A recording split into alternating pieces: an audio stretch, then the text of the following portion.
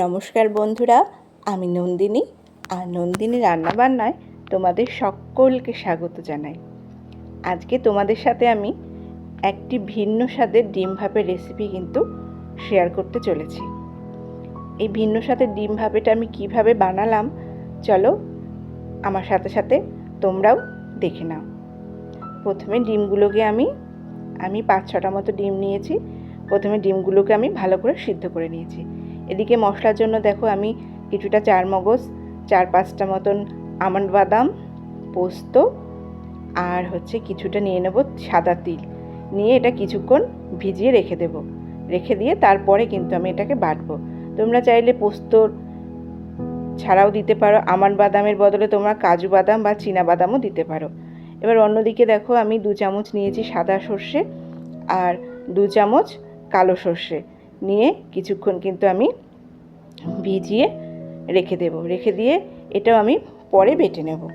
এরপরে দেখো ডিম আমার সিদ্ধ হয়ে গেছে, খোলা ছাড়িয়ে নিয়েছি।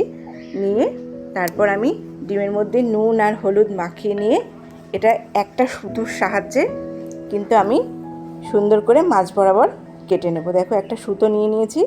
এবার এই সুতো দিয়ে আমি ডিমগুলোকে মাছ বরাবর কেটে নেব। তোমরা চাইলে খুন্তি বা ছুরির সাহায্যেও কেটে নিতে পারো, কিন্তু দেখো সুতোর সাহায্যে কেটে কিন্তু একদম আমার মাছ বরাবর দুটো কুসুম সুন্দরভাবে আলাদা হয়ে যাচ্ছে। আর ডিমগুলোও কিন্তু সুন্দরভাবে কেটে যাচ্ছে, একটুও কিন্তু ভেঙে যাচ্ছে না। এবার ডিমগুলোকে আমি এক এক করে সর্ষের তেলেই কিন্তু আমি ডিমগুলোকে ভেজে নেব। হালকা করেই ভাজবো, খুব ডিপ ভাজবো না।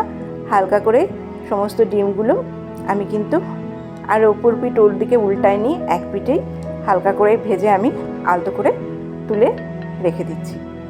এবার ডিমগুলো ভাজার পর আমি এদিকে দেখো মিক্সির জারের বাটিতে আমি ওই পোস্ত, সর্ষে দানা, পোস্ত, আমন্ড বাদাম, তিল আর লঙ্কা দিয়ে বেটে নিয়েছি। এই যে ঠিক এইরকমভাবে বেটে নিয়েছি।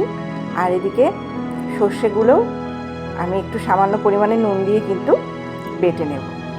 সর্ষে আর নুন দিয়ে বেটে নিলে কিন্তু তেতো ভাবটা হয় না। আর এদিকে আমি নিয়েছি দেখো 100 গ্রাম মতো টক দই নিয়ে নিয়েছি। সেটাকে একটু সামান্য কাশ্মীরি লঙ্কার গুঁড়ো দিয়ে একটু রঙের জন্য নিয়ে নিয়েছি। এবার এদিকে একটা টিফিন বক্স আমি নিয়েছি। এই টিফিন বক্সের মধ্যেই কিন্তু আজকে ডিম ভাপাটা করব। প্রথমে আমি দিয়ে দিলাম বাটির মধ্যে যে আমি তিল, পোস্ত এই সমস্ত যে বাটাটা মিশ্রণটা তৈরি করেছিলাম সেটা দিলাম। তারপর টক দই আর কাশ্মীরি লঙ্কা গুঁড়োর যে মিশ্রণ সেটা দিলাম। এরপর আমি দিয়ে দেব সর্ষে বাটার যে জলটা। আমি কিন্তু সর্ষে বাটার যে ছিবড়েগুলো কিন্তু দেইনি। দেখো খোসা সমেত ছিবড়েটা আমি একটা ছাঁকনিতে ছেঁকে নিয়ে ছিবড়েগুলো আলাদা করে আমি শুধু জলটাই কিন্তু দিয়েছি। আর দিয়ে দেবো এর মধ্যে পরিমাণ মতো নুন আর হলুদ। যেরকম নুন খায় সেরকম অনুযায়ী তোমরা এর মধ্যে দেবে। দিয়ে আর তাছাড়া সর্ষে আর পোস্তর সময়, সর্ষে বাটার সময়ও কিন্তু আমরা একটু নুন দিয়েছিলাম। দিয়ে সমস্ত উপকরণের মধ্যে আমি এবার ডিমগুলো এক এক করে সুন্দর করে কিন্তু সাজিয়ে দিয়ে দেব। সুন্দর করে এক এক করে একটার ঘাড়ের ওপর একটা না, এক এক জায়গায় এক একজনকে কিন্তু সাজিয়ে দিতে হবে। তাহলে ডিমটা সুন্দরভাবে কিন্তু ভাপা হয়ে যাবে।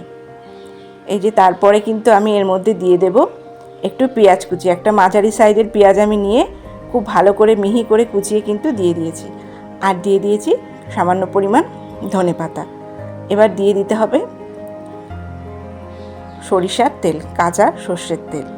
এই সর্ষের তেলটা একটু বেশি করে দিয়ে দেবে। অসাধারণ কিন্তু একটা ঝাঁঝ বেরোবে। যখন টিফিন বক্সটা খুলবে মনে নাক যেন জ্বলে যাবে, এরকমভাবেই কিন্তু সর্ষের তেলটা দেবে। এবার দেখো আমি একটা কড়াই নিয়ে নিয়েছি। কড়াইটা প্রথমেই গরম করে নিয়েছি। নিয়ে তারপরে আমি দিয়ে দিলাম তোমার টিফিন বক্সটা, দিয়ে একটা নোড়া চাপা দিয়ে দিলাম, মানে ভারী কিছু একটা চাপা দিয়ে। এইভাবে আমরা কিন্তু ভাপাটা করি। তোমরা চাইলে একটা স্ট্যান্ডের ওপর বসিয়ে ঢাকনা দিয়েও করতে পারো। যার যেটা সুবিধা হবে সেরকমভাবে কিন্তু তোমরা করতে পারো। এ দেখো ডিম ভাপা কিন্তু আমার একদম রেডি হয়ে গেছে। ভাপার পরেও আমি বেশ কিছুক্ষণ গ্যাসটা বন্ধ করে কিন্তু এটা টিফিন বক্সটা রেখেছিলাম। তারপরে আমি টিফিন বক্সটা খুললাম।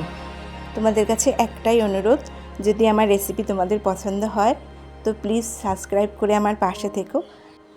লাইক আর কমেন্ট করতে কিন্তু